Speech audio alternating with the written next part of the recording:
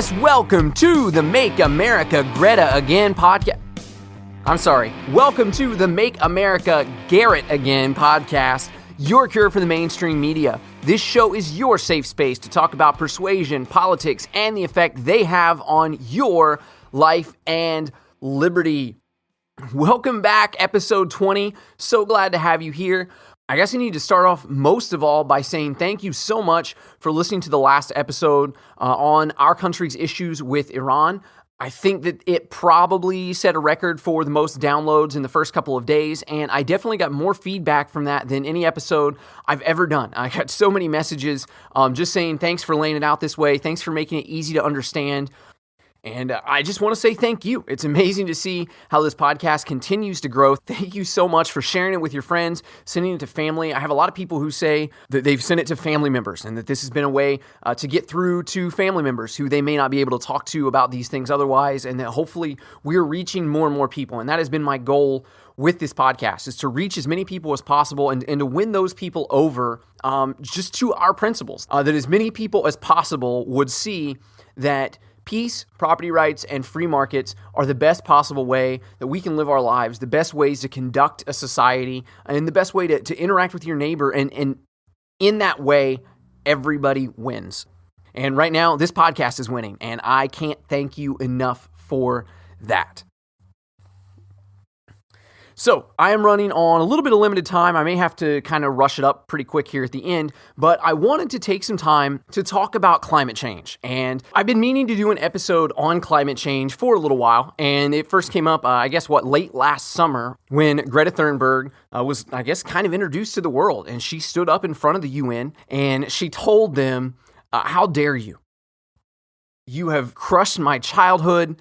You've ruined my dreams with your empty words and your promises that mean nothing. You haven't done enough to save the world, and now we are staring down an absolute economic and ecological disaster, and it's all the UN's fault because they didn't pass the right laws and charge the right taxes and do all of the things that we are learning should have been done. And to be honest with you, I didn't get around to doing this episode. Some other things came up. We talked about impeachment, and then the stuff with Iran happened, and it just kind of got bumped down the road. And then, of course, she came back up in the news a little bit more in December when Time magazine named her the Person of the Year.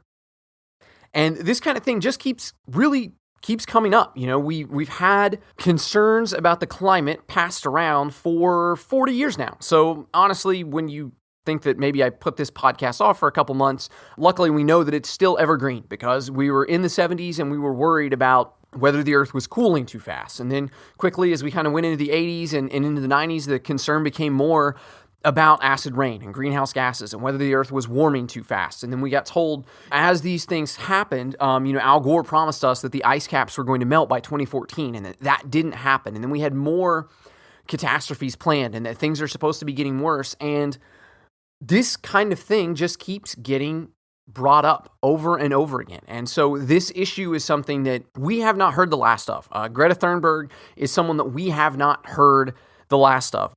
And I want to push back on kind of that narrative a little bit during this episode, but more so than that, I also want to take some time just to talk about the persuasion that's at work when people talk about these things. And one of my main source for this episode has been Scott Adams. And you've heard me talk about Scott Adams before. His book, Win Bigly, is absolutely amazing. If you know anybody who is absolute just hair on fire, Trump is Hitler, there's a white supremacist in the White House, those kind of people, Win Bigly is the best possible book that you can give to them. And if you listen to my interview that I did on Call Me Ignorant, where I was interviewed, I was telling Stephen there that I was one of those kind of never Trumpers. I thought that Trump was the absolute worst thing to happen to possibly the right and definitely to the evangelicals in the right. And I was absolutely dead set against him being president. And I feared that this was an absolute disaster. And reading that book was able to change my perspective on him and really formed a lot of the basis for the things that this show is built upon. And It doesn't mean that you have to agree with him. It doesn't mean that you even have to like him, but it does help you see a little bit of the method to the madness, a little bit of the strategy behind why he does some of the things he does. And Scott Adams has kind of continued on through that and in selling that book and in talking about Persuasion. And he's one of my favorite people to use as a source because you have a decent shot of getting something from him that is as fair as he can possibly put out. And Scott Adams admits that he is a Bernie Sanders leftist, that he thinks we should have free college for everybody, we should have free healthcare for everybody, probably free housing or something along those lines. But that he says that Bernie is not radical enough. And so that tells you what kind of person you are dealing with when you talk to Scott Adams, just kind of his perspective and where he's coming from. So he would generally lean to the left on a lot of those things, but he was able to see in his work with Win Bigley and the stuff that he's done after that, a lot of the ways in which Trump or whoever is on the right has been doing better in certain areas at the persuasion than the left has been. And so he's been really critical of the Democratic Party and stuff like that. And again, that's kind of the side that he comes from, but he's very critical of them because he sees a lot of the mistakes they make. And in this climate change discussion, he came out, and most of the videos I'm looking at are from about 10 months ago, so like mid to early 2019. And he said that he did not have an opinion on climate change yet, that he wasn't sure who to believe. And what Scott Adams has said is that he thinks there's a lot of bad persuasion on both sides, and that he's kind of looking at this climate change debate, and he's kind of saying, I don't believe either of you. These are both just bad arguments and a bad means of trying to bring people over to your side. And of course, you've heard some of my opinions before, and I just want to tell you up front that in this episode, we're going to talk a little bit about climate change. And I'm going to push back on the narrative a little bit, but one of the main things I want to do is just talk about the persuasion on both sides and kind of share what I've learned from Scott Adams. And I'll share the material of his that I use in the show notes. So if you want to check those things out for yourself and some of my other sources, then you can do that. But ultimately, I'll just ruin the ending. If you're just here to hear whether the answer is yes or no on devastating climate change, like I've said on many other things on the show, it's complicated. And ultimately, we don't really know. No one really knows. This is a very, very, very complex issue, and there are almost infinite variables that could change the climate of the Earth and could change the way that the Earth reacts, or the Earth's climate reacts to the changes that it's going through. So, I don't have a straight answer for you, but I do want to talk about the persuasion that's at work and what we can learn from the way that people are talking about this, and hopefully it will help you as you talk to other people and bring them over to your side on just about anything. So, I do want to give a quick warning before we get into this. There is a little bit of language in this episode. I try to always warn you before that happens, just in case you like to listen with the kids in the car or anything like that.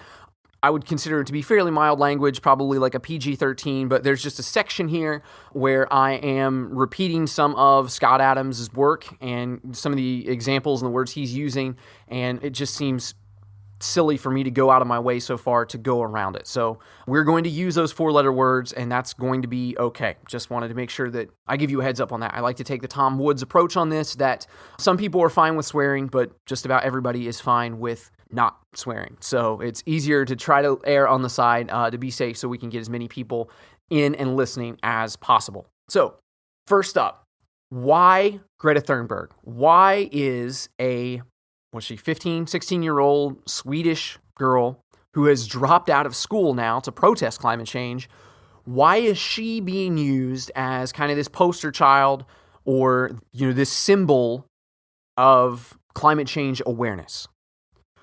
And someone asked me on my Facebook page way back when this first happened and when the "How dare you" speech happened, they said, why would they use a child? Why are they stooping to this level to put a child out in front of the whole world to push their political cause, to push something for their political gain? Well, there's a couple reasons. Most of all, I think it was Michael Malice that pointed out that the idea of raising a child up like this almost from a religious standpoint, it's almost like this Messiah type imagery, right? That you have a child, that this person is, somewhat unblemished and hasn't been damaged from the world. And it's kind of like this almost Christ-like picture of a child who's been sent to save the world from whatever danger it's facing. And so that kind of imagery really does resonate with a lot of people, especially if you look at it from that angle. And whether or not you're religious, you're still likely familiar enough with the religion to be able to see that type of thing. And one of the other things about it is just that all of us look back at children and we look back at those kids, or we look back at our memories of ourselves with the knowledge that we have now. And we look back at those kids and we say, man, I wish I had known then what I know now, right? There's a song about that. I wish I knew what I knew now when I was younger. And there's a lot of truth to that. And we can all relate to that. We've all learned things. If you could go back and relive your life with the brain of an adult and go back and go through your childhood, most of us feel like we would do a whole lot of things differently. And in the realm of politics, it's very touching and it's very inspiring, and it really can mobilize a lot of people and encourage a lot of people when they look back and they see a child, quote unquote, knowing what they know now.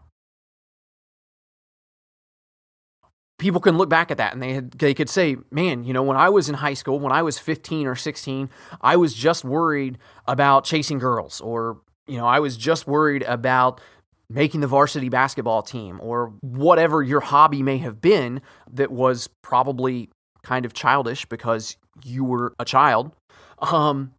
Instead, they can project onto those things and say, wow, like this is someone who is young, and instead of doing the things that young people do, they're investing their time in a political cause that I believe in. And so that's very inspiring for a lot of those people, and really draws them in to give this child their support. And one of the other things with that is it's also really hard to criticize a child, because like I said, we all know that when we were kids, we were naive, we were dumb, we didn't know the things that we know now. So when anybody jumps in to criticize this girl, they're immediately met with, how dare you? She's just a child, she's doing her best. And so it kind of gives this method of encouraging people to take any of the good that she's giving and any of the good from the things that she's saying, and you kind of have to ignore all of the bad, because it doesn't seem fair, it doesn't seem right for a grown adult to be yelling about what some 15, 16-year-old girl is saying to the UN, right? So it's a very convenient way to push that narrative out there and to avoid any of the pushback from that narrative. Now, obviously, we live in very polarized times, and there were still plenty of people who made fun of her. There were still plenty of people who pushed back on that and called her ignorant or whatever. But when you're talking about the average person, the general public, people are going to be very hesitant to go after a child in that way, because they don't want to feel like they're picking on someone. Go pick on someone your own size. Don't pick on this kid, right? And on top of that, she had in her Twitter bio, and it's come out that she had Asperger's, and that she was had obsessive compulsive disorder as well. So even more, you've got kind of these, I guess I would call it like a mild disability, which gives her even more a little bit of protection from that criticism. Now, I don't know if you know anything about Asperger's or not. Typically, kids with Asperger's are very, very intelligent. Maybe all of them are. I don't know. I've never heard of a dumb kid with Asperger's, but maybe if you have, you can write me and let me know. I'm not sure. But typically, they're very, very intelligent, but they also have this ability to lock in on one thing. And I think that it's very well possible that this isn't just an act, that this really may be something that she stresses night and day over. And this could be something that is genuinely causing her a lot of distress and a lot of pain and a lot of anguish, because a lot of times people that have Asperger's do focus in on that one thing. And like I said, they tend to be very, very intelligent. So if someone is coaching her up, or if, she's decided on her own that she believes that climate change is a threat, then it's very possible that she's doing hours and hours of research and spending large amounts of her day thinking about this, and it could genuinely be driving her almost crazy.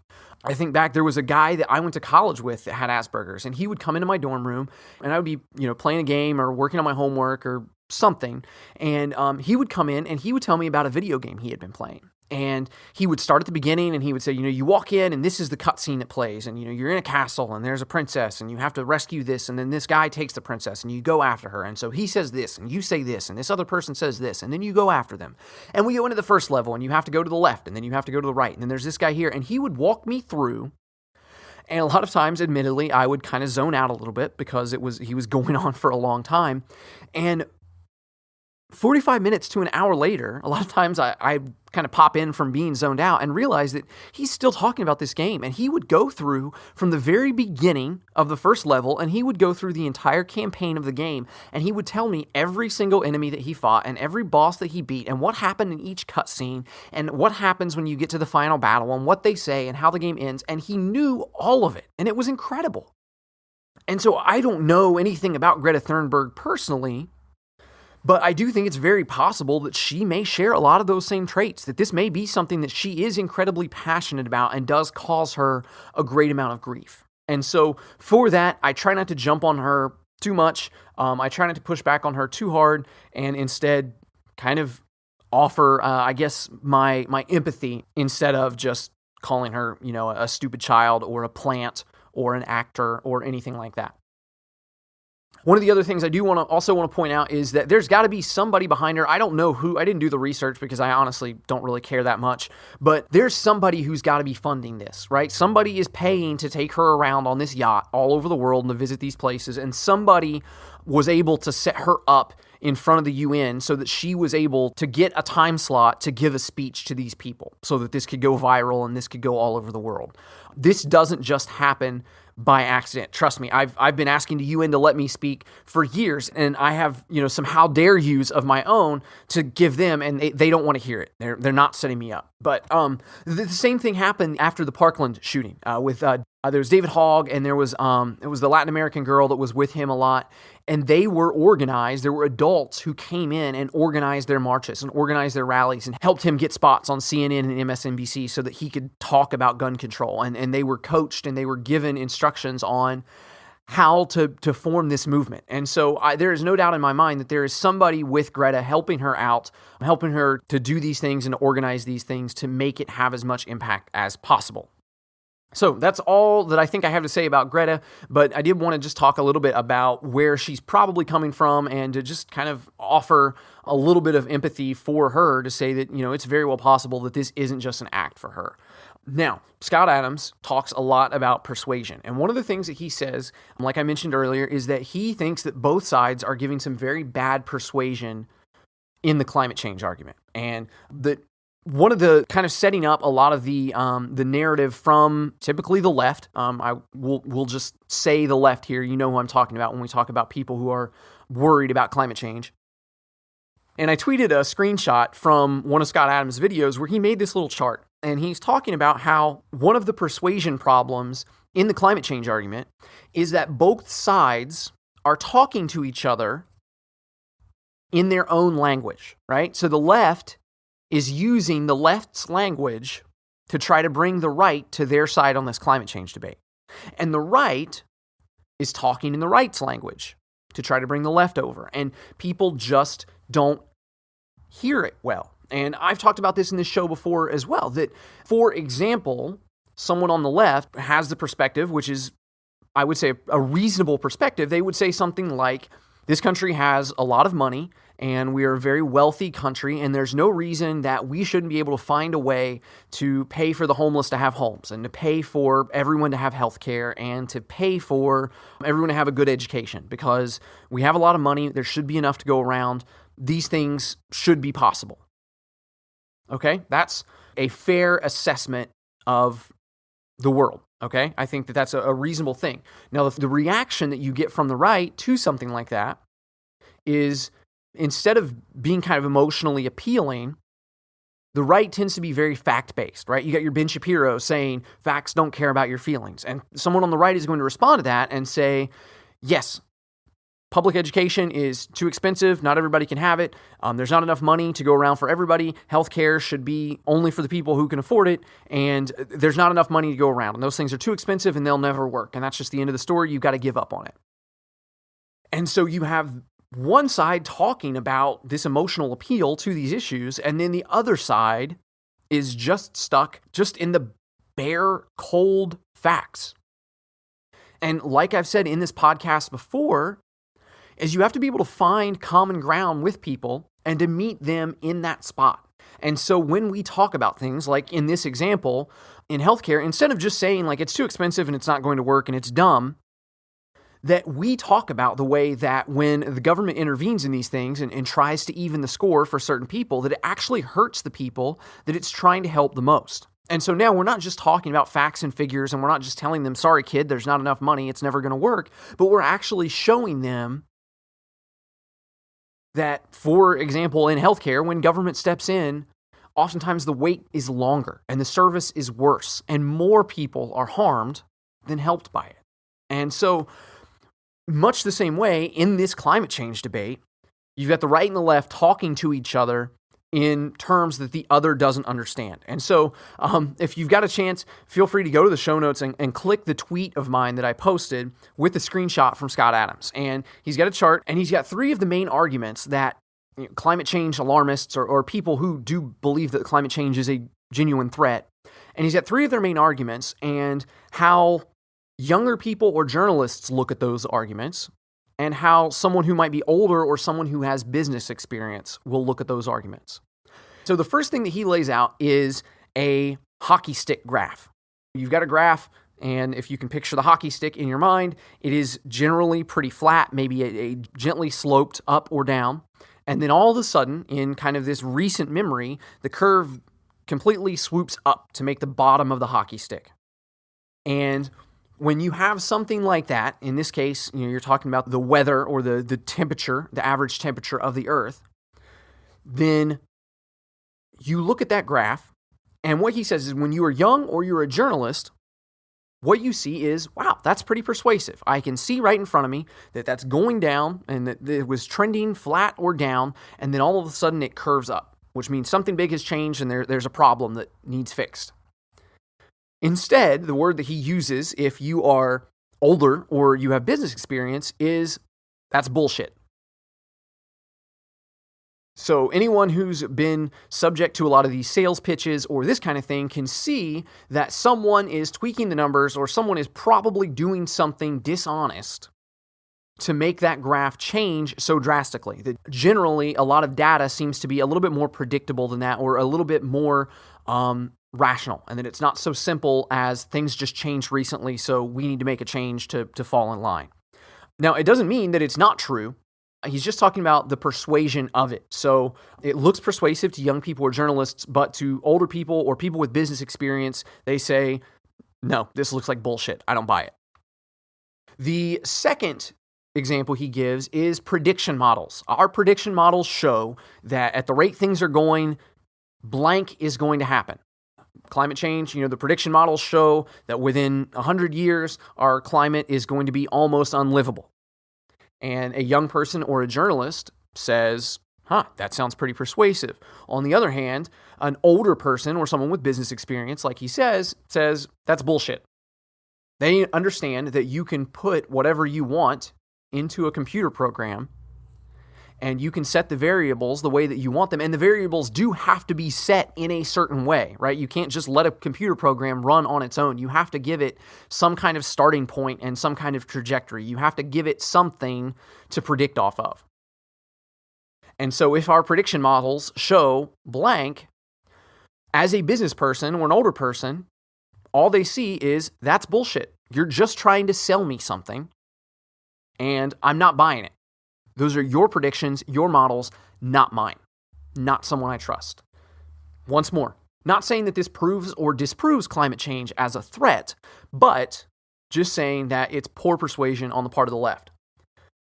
And finally, the third example he gives is that 97% of experts agree that blank. In this case, 97% of scientists agree that climate change is an existential threat to human life on this planet. And once again, you got your young people, your journalists saying, wow, 97%, that's pretty impressive. And your older people or people with more business experience will say, that's bullshit. 97% of people don't tend to agree on anything, let alone something as complicated and confusing and massive as climate change. And it doesn't mean, without a doubt, that climate change is or isn't a problem, but he's just talking again about the persuasion of that argument. That just telling someone that 97% of people agree on something doesn't change anything. And once more, people with business experience know that a lot of times those kind of surveys, they can be rigged. For example, hopefully this is something that you've never heard of before, not really political, but just interesting to me at least. Bacon didn't used to be just considered a breakfast food. Bacon was just a general meat that you would eat with whatever meal. And one of the bacon companies, don't remember who it was, but for one of their ad campaigns, they called up a bunch of doctors. And they asked the doctor, which would be a better breakfast? This light, small breakfast, it was something very small, like a piece of toast with butter and a glass of water or something like that. Or this big, healthy meal with bacon and eggs and a full plate of protein. And the doctors would say, well, obviously the better breakfast would be the one with bacon, the one that has all the protein and stuff in it. And they repeated this over and over again. And finally, they ran the ad and they said 90% of doctors agree that a breakfast with bacon is the healthiest way to start your day. And that is how bacon was kind of born or set into place as a breakfast food, as a staple of your breakfast meal. And much in the same way, if you survey the right people, you can get 97% of people to agree on something when it's actually more complicated than that. And once more, Scott Adams clarifies that this doesn't prove or disprove climate change. It just says that this is bad persuasion, that this is not going to bring the people from the other side over to your point of view. So Scott Adams kind of talks about this and he says, he's still not convinced. He also throws out that a lot of the people who say that climate change isn't happening talk about how the average temperature of the United States hasn't really changed all that much over the last 100 years or something like that. And one of the other things that they use is we have a lot of satellites that have been put up into the atmosphere that are measuring the temperature and tracking these things. And they've been up since, I think, 1997. And so they look at a lot of the data for those, and the data for those show that the world is not warming. But one of the things that he clarifies is that in the concern for climate change, the biggest rise in temperature is not necessarily going to be in the center of the Earth, but that most of it is going to take place at the poles, where the ice caps are, and in the ocean. So when one person says that global warming is a giant threat to the ice caps and to the ocean, and those are the places we're going to see it the most, for someone else to come back and say, well, I'm not seeing those results showing in the United States, which is fairly close to the center of the world and on land, or I'm also not seeing those changes in the stratosphere or wherever it is that these satellites sit in their orbit. So that's one of the things that he's pointed out, that one of the arguments from the right that is seemingly kind of dishonest and really kind of misses the point because it's not arguing with the right data. So we know what both sides are trying to tell us.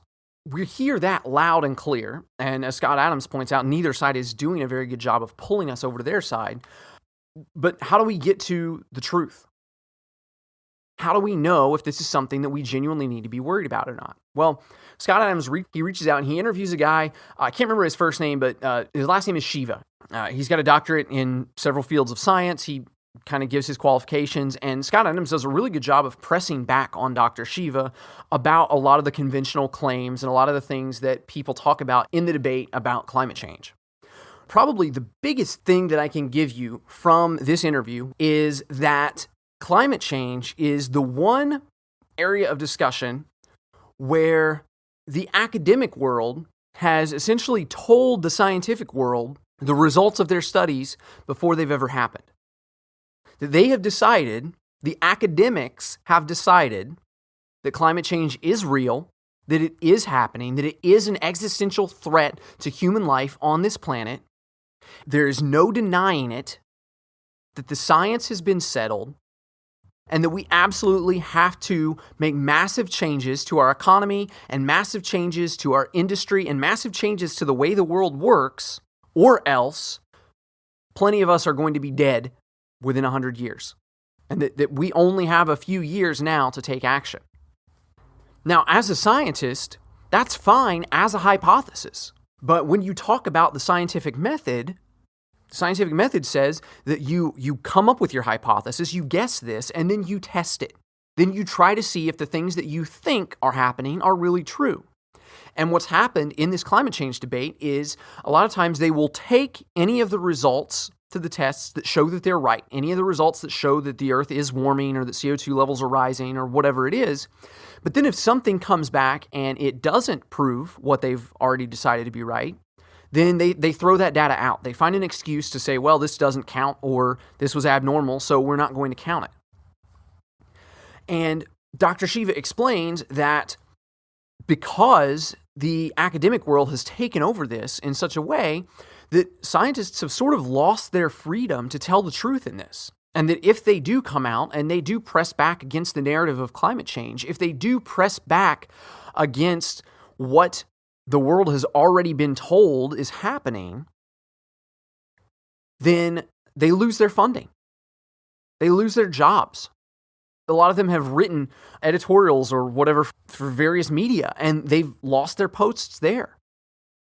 Tom Woods does this interview with one of the founders of Greenpeace, and this guy has been removed from the list of Greenpeace founders because he's come out and disagreed with a lot of the things that these green companies and these green activist groups are saying. And he explains to Tom Woods that, electric power is great for small cars and electric power is great for small consumers, but that it's not going to cut it when it comes to moving mass amounts of freight and doing the kind of things that we use semi trucks to do, and probably trains as well. And that fossil fuels are an important part of our economy and our lives. And if you were to completely do away with fossil fuels, as Alexandria Ocasio-Cortez suggests in the Green New Deal, then with the size of the world that we have, you're going to end up cutting down all the trees and running short on wood in no time. That these kind of things have dangerous, drastic effects, and to just go into them blindly, or to go into them where all the research has already been decided before it's actually performed, the results of that could be devastating. And most of us know that science has been known often to change over time. Off the top of my head, I can think of nutrition, right? That it used to be, when the FDA made the food pyramid, one of the things they used to tell people was you need to stay away from fats. Fats are bad. Lean more towards sugar. Sugar is okay. And then we find out decades later that sugars actually aren't all that good for you and that fats aren't so bad. You used to be able to eat the egg white, but not the egg yolk. The egg yolk was bad for you. And then it was, the egg yolk was bad and not the egg white. And they flipped back and forth several times. And eggs were good, and then eggs were bad, and then eggs were good, and then eggs were bad. And I don't know where we are on that right now. And the same thing happens in fitness science.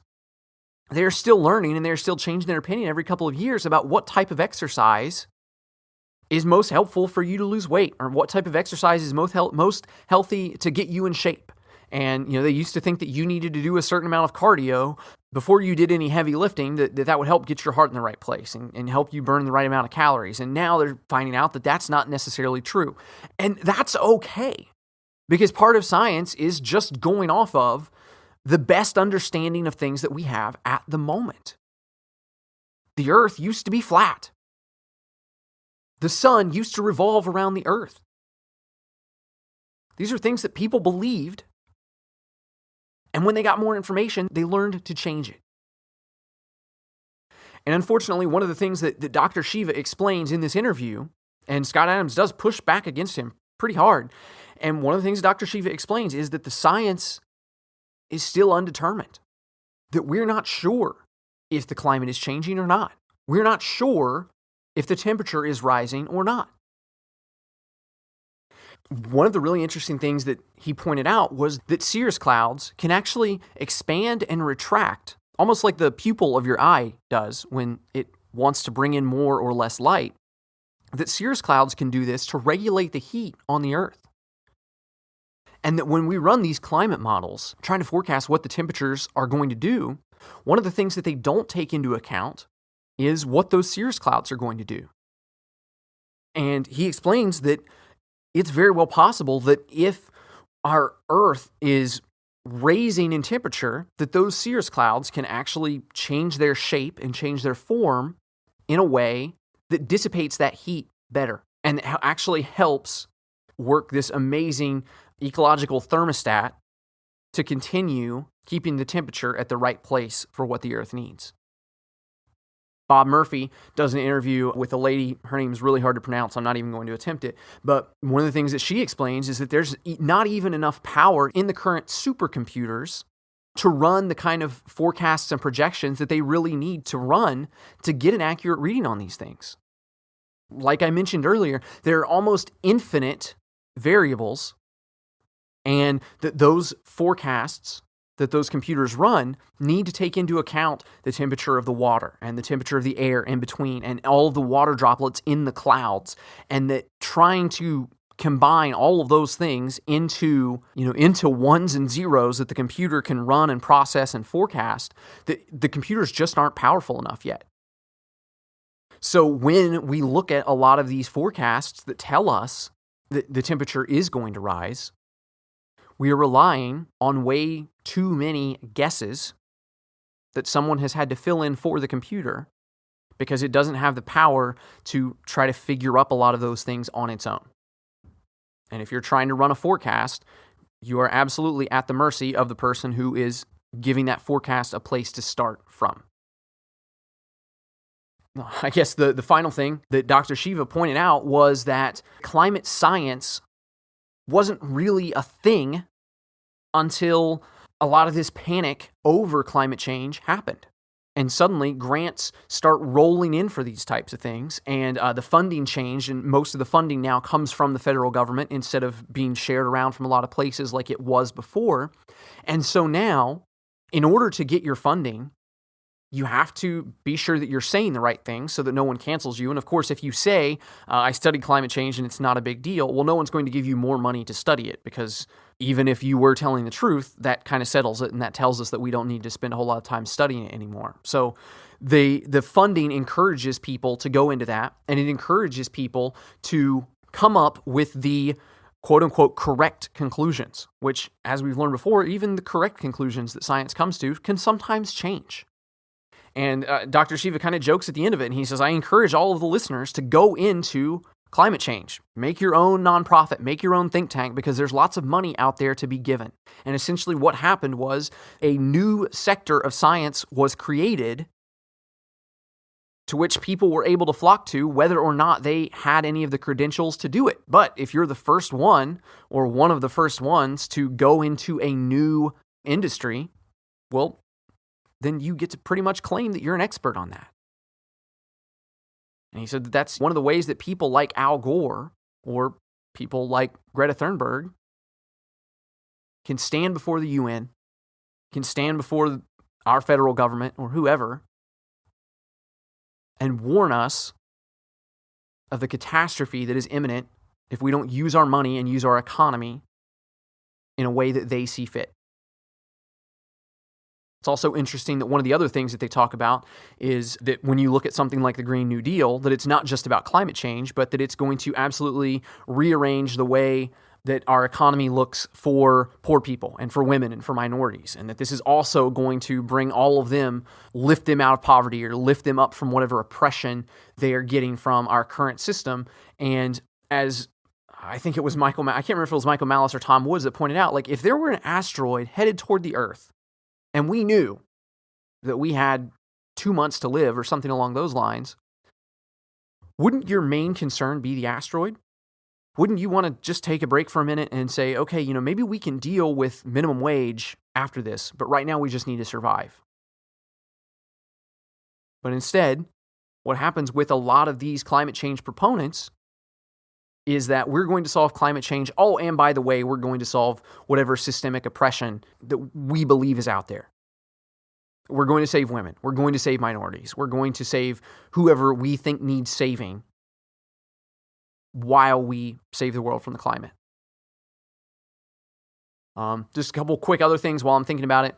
Interesting things to think about. Michael Malice points out that when you talk about the climate warming, we also don't necessarily know that that's not a good thing. When you look at the warmest places in the world, when you look along the equator, that's where the rainforest is. That's where often places you have the most life and the most variety of plants and animals and different species existing together. And when you move toward the poles, what have you got? Like penguins, polar bears, and Santa Claus. I think that's about it. So again, I don't know the scientific argument behind that, but that is something Michael Malice is kind of a zoology nerd, and he knows more about that than I do. And I do think that's an interesting argument that we don't even necessarily know that a warming climate would absolutely be bad for us. But even with all of these arguments that I've given kind of against the climate change narrative, even looking back at a lot of the times that they were wrong before, that the world wasn't actually dealing with global cooling in the 70s and then into the 80s and 90s, the acid rain wasn't as much of a problem as we expected. And then the ice caps didn't really melt in 2014 like Al Gore told us that they would. And now, we're looking at 2030 as the next big year for us to have to change things or else. Even if all of those things were wrong, kind of think back to the parable of the boy who cried wolf. Eventually there was a wolf. So even if they were wrong before, what if climate change is real this time? What if it really is happening? We really are recognizing it now. And even if it's not, what would it hurt to try to cut down our pollution a little bit? What would it hurt to try to make our planet a cleaner and safer place? I mean, wouldn't it be best for our planet and for all of us just to do that anyway? Just to be safe? If we're right about climate change, then we definitely have to do something about it. And if we're wrong about climate change, what's the worst that could happen? Well, I've got an article here from Mises.org. This was run back in the end of September. On Monday, celebrity climate activist Greta Thunberg delivered a speech to the UN climate action in New York. She demanded drastic cuts in carbon emissions of more than 50% over the next 10 years. Now, she filed a legal complaint with the UN demanding that 5 countries, Argentina, Brazil, France, Germany, and Turkey, more swiftly adopt larger cuts in carbon emissions. The complaints are based on a 1989 agreement, Convention on the Rights of the Child, which Thunberg claims the human rights of children are being violated by the top high carbon emissions in the named countries. The article says here, Thunberg seems unaware, however, that in poor and developing countries, carbon emissions are more a lifeline to children than they are a threat. The article explains that, it's one thing that France and Germany would be criticized for their carbon emissions. I mean, they are fairly well-off countries, and they are fairly well-developed, and there's not nearly as much poverty in those countries as there are a lot of the other ones. And I'll link to this article in the show notes so you can read it, but basically what it explains is that a lot of these poor countries depend on fossil fuels to lift them out of poverty. They depend on fossil fuels to lift their economies out of third world status. In recent decades, countries like Turkey, Malaysia, Brazil, Thailand, and Mexico, once poverty-stricken third world countries, are now middle-income countries. It says here, moreover, in these countries, most of the population will in coming decades likely achieve what we consider to be first world standards of living in the 20th century. They put in a couple graphs here to show how these countries are growing and how these countries are coming out, but they have to have these fossil fuels. They have to have a way to run their industry and to run their manufacturing equipment. And one of the things that we don't talk about is how much cleaner emissions have gotten as our technology has improved. How much better we have gotten at extracting a lot of these fossil fuels from the ground and refining them into something that we can use. In the 90s and early 2000s, they were talking about how we were going to run out of fossil fuel in our lifetime. And now that talk has stopped because technology has improved and we are so much more efficient at using it. And we are so much better at keeping these things clean. So even when you look at cars that burn gasoline, you're going to get much better gas mileage and much cleaner emissions from a newer car than one would even from 20 or 30 years ago. And so if you look at some of the things that Greta Thunberg is demanding, and a lot of these people are demanding from some of these poor third world countries and countries that have barely climbed out of third world status, to cut their emissions, to cut their use of fuel is going to push them back into poverty. And even if they're in conditions that we may think are less than ideal, maybe it was bad that this 6-year-old kid had to work in the factory to help his family afford something to eat. It's going to be much worse when you take that job away and suddenly they're looking at something like sex slavery. These are real problems that people in these countries face. And it's very easy for us to look at them and to think, that's disappointing. That's a travesty. That's unacceptable. But what we often don't realize is that when governments step in, when people interfere with the free market, even with the best intentions, even with reducing pollution, even with stopping child labor, oftentimes they're hurting these people and they're putting them in worse situations than they would have been in otherwise. So instead of going after these countries, especially these poor third world countries or these countries that are barely climbing out of third world status, instead of going after them and putting those people out of work, taking their wages away, pushing them back into starvation, we need to let them grow. We need to let them thrive. We need to let them continue making and selling goods that pay them wages and that help the rest of the world when we buy the things that they've made. And as they grow, and as their economies thrive more and they climb out of third world status, then they can look to countries like the US, where not only are we learning to do things more efficiently, we're doing things with lower emissions. We're doing things more cleanly. We're reducing pollution. We're finding ways to cut back on those things. So if you're trying to push on anybody to stop climate change, the rich countries are the least of your worries because they're putting out the least amount of pollution. And these poor countries are the ones who will be hurt the most because you're taking their economy out from under them. And that's part of the problem here. As this article points out, the question that does matter is this: if the world implements drastic Thunbergian climate change policies, will the policies themselves do more harm than good? The answer may very well not be in the climate activist favor. After all, the costs of climate change must be measured compared to the costs of climate change policy. If economic growth is stifled by climate policy and 100 million people lose out on clean water and safe housing as a result, that's a pretty big cost. After all, the benefits of cheap energy, most of which is provided by fossil fuels, are already apparent. Life expectancy continues to go up and is expected to keep making the biggest gains in the developing world. Child mortality continues to go down. For the first time in history, the average Chinese peasant isn't forced to scratch out a substance-level existence on a rice paddy. Thanks to cheap electricity, women in middle-income countries don't have to spend their days cleaning clothes by hand without washing machines. Children don't have to drink cholera-tainted water. It's easy to sit before a group of wealthy politicians and say, how dare you for not implementing one's desired climate change policy. It might be slightly harder to tell a Bangladeshi t-shirt factory worker that she's had it too good and we may need to put the brakes on economic growth, for her own good, of course. You see, even if climate change is the ultimate problem, if you've learned one thing from listening to this podcast, it's that when outside forces, when governments step in to make changes to save something or someone, that thing that they tried to save, that person that they tried to save, is often the one that's hurt the most by this.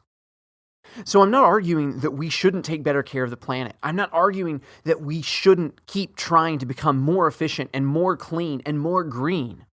But I am saying that maybe government isn't the best way to do that. So if we can learn anything about the climate change discussion, hopefully we can learn how to talk to each other a little bit better, how to make one another understand the things that we're talking about. But also hopefully we can learn about the way that we're going to be hurting people if we jump into this too early.